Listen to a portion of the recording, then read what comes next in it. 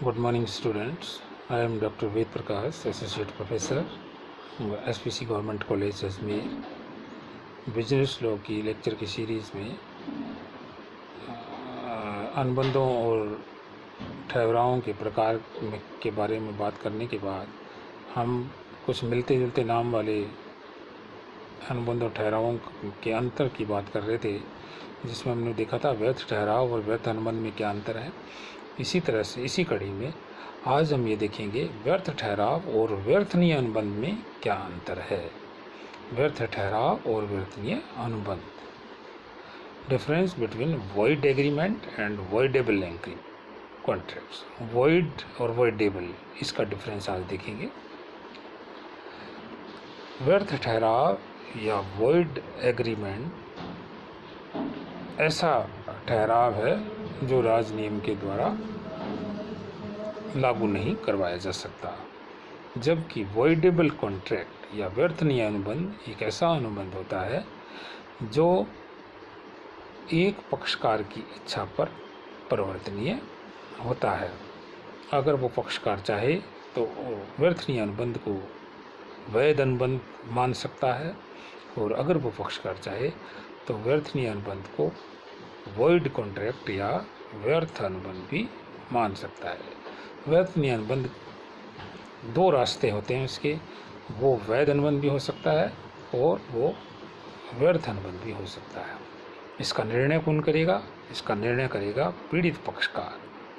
पीड़ित पक्षकार की इच्छा को व्यर्थनीय अनुबंध की दशा में महत्व दिया जाता है, और उसी से ये पूछा जाता है कि व्यर्थनीय अनुबंध को वो किस तरीके से मानना चाहता है।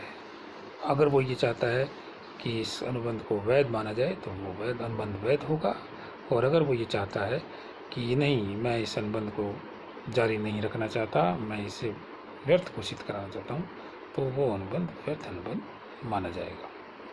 तो ये इनके में जो फ़र्क है अंतर का वो ये है कि व्यर्थ ठहराव शुरू से ही व्यर्थ होता है और उसे कोई भी पक्षकार किसी भी दशा में वैध अनुबंध में परिवर्तित नहीं करवा सकता। व्यर्थ ठहराव में वैधता का अंश बिल्कुल भी नहीं होता है, 100% ये व्यर्थ होता है, जबकि व्यर्थनीय अनुबंध में वैधता का पर्याप्त अंश होता है। व्यर्थनीय अनुबंध वैध अनुबंध के रूप में भी तब्दील हो सकता है, इसलिए उसमें पर्याप्त वैधता पाई जाती है। कानून की दृष्टि में व्यर्थ ठहराव का कोई महत्व नहीं होता है, कोई रोल नहीं होता है, जबकि व्यर्थनीय अनुबंध का कानूनी अस्तित्व बना रहता है, क्योंकि वो पूरी तरह से व्यर्थ नहीं होता है और पीड़ित पक्षकार उसको चाहे जैसे ट्रीट कर सकता है। व्यर्थ ठहराव की स्थिति कभी नहीं बदलती है, वो सदैव व्यर्थ होता है, जबकि व्यर्थनीय अनुबंध की स्थिति पीड़ित पक्षकार की इच्छा के अनुसार बदलती रहती है। व्यर्थ ठहराव तब होता है जबकि वो व्यर्थ अनुबंध करने की क्षमता नहीं रखने वाले लोगों द्वारा किया गया हो, गलती द्वारा किया गया हो, फ्रॉड द्वारा किया गया हो, जबकि व्यर्थनीय अनुबंध उत्पीड़न, अनुचित प्रभाव या मिथ्या वर्णन के द्वारा किया जाता है। उत्पीड़न, अनुचित प्रभाव और मिथ्या वर्णन के बारे में हम आगे बात करेंगे जब चैप्टर आएगा तो। लेकिन अगर अनुबंध उत्पीड़न, अनुचित प्रभाव और मिथ्या वर्णन और कपट के द्वारा प्रभावित है तो वो अनुबंध व्यर्थनीय अनुबंध माना जाता है। जहाँ तक बात है पक्षकारों की इच्छा की, व्यर्थ ठहराव में पक्षकारों की इच्छा का कोई रोल नहीं है। व्यर्थ ठहराव व्यर्थ ही होता है। पक्षकार चाहें, कोई एक तो क्या दोनों पक्षकार चाहें तो भी व्यर्थ ठहराव को वैध अनुबंध में तब्दील नहीं कर सकते, जबकि व्यर्थनीय अनुबंध में पीड़ित पक्षकार की इच्छा का पर्याप्त महत्व होता है और उसी की इच्छा के अनुसार व्यर्थनीय अनुबंध को आग का भविष्य जो है वो निर्भर करता है।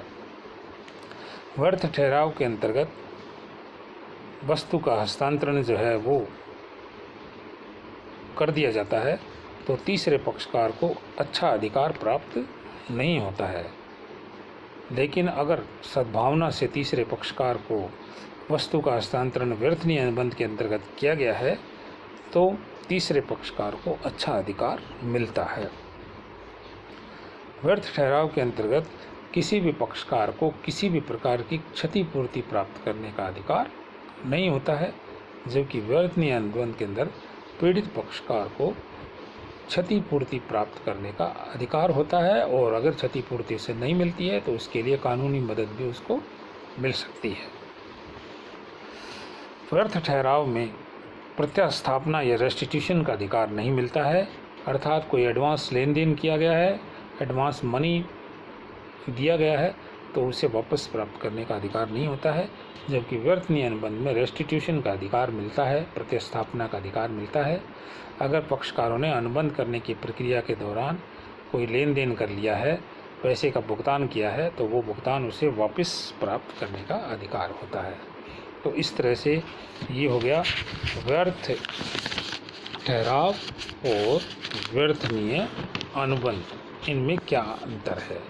इनमें जो क्वेश्चन आता है वो बड़ा क्वेश्चन आता है और छोटे क्वेश्चन भी आ सकते हैं, तो क्योंकि एक जैसे लगते हैं इसलिए इनको हमें विस्तार से समझने की आवश्यकता थी। आज के लिए हम इतना ही, कल एक नए टॉपिक के साथ फिर मिलेंगे। धन्यवाद। जय हिंद, जय भारत।